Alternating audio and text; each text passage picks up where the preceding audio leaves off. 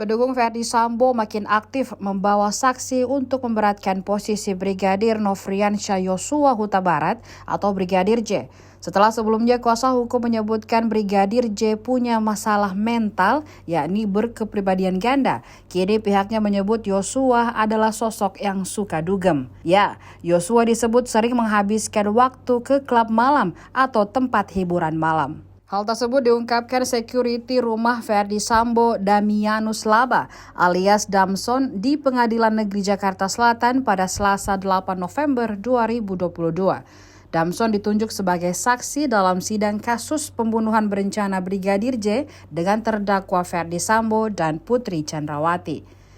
Dikutip dari Kompas.com, Damson bercerita ia mengetahui kegemaran Brigadir Yosua ke tempat hiburan malam karena beberapa kali diajak oleh Yosua semasa hidupnya.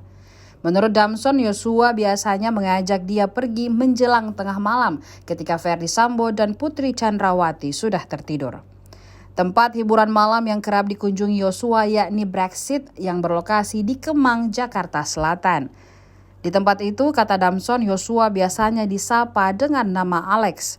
Tidak hanya itu, Yosua kerap mentraktirnya minum. Sekali datang, mantan ajudan Ferdy Sambo itu disebut bisa menghabiskan 5-15 juta rupiah. Sebelumnya, tim pengacara Ferdy Sambo menyebut mendiang Brigadir Nofriansyah Yosua Huta Barat atau Brigadir J punya masalah kesehatan mental. Pada persidangan di Pengadilan Negeri Jakarta Selatan Selasa 8 November 2022, tim pengacara Ferdy Sambo menilai Brigadir J memiliki kepribadian ganda. Terkait hal tersebut, Majelis Hakim mempersilahkan tim kuasa hukum untuk menggali fakta tersebut. Meski begitu, Majelis Hakim mengingatkan sidang kali itu digelar untuk mencari kebenaran material. Sehingga apabila tim penasehat hukum ingin menggali perihal kepribadian ganda Brigadir J, bisa memanggil saksi lain yang meringankan dalam persidangan nantinya. Diketahui kasus pembunuhan Brigadir J kini sudah memasuki tahap persidangan. Kelima terdakwa yakni Ferdy Sambo, Putri Chandrawati, Richard Eliezer, Ricky Rizal, dan Kuat Maruf masih menjalani serangkaian persidangan. Mereka sebelumnya didakwa melanggar pasal 340 KUHP tentang pembunuhan berencana.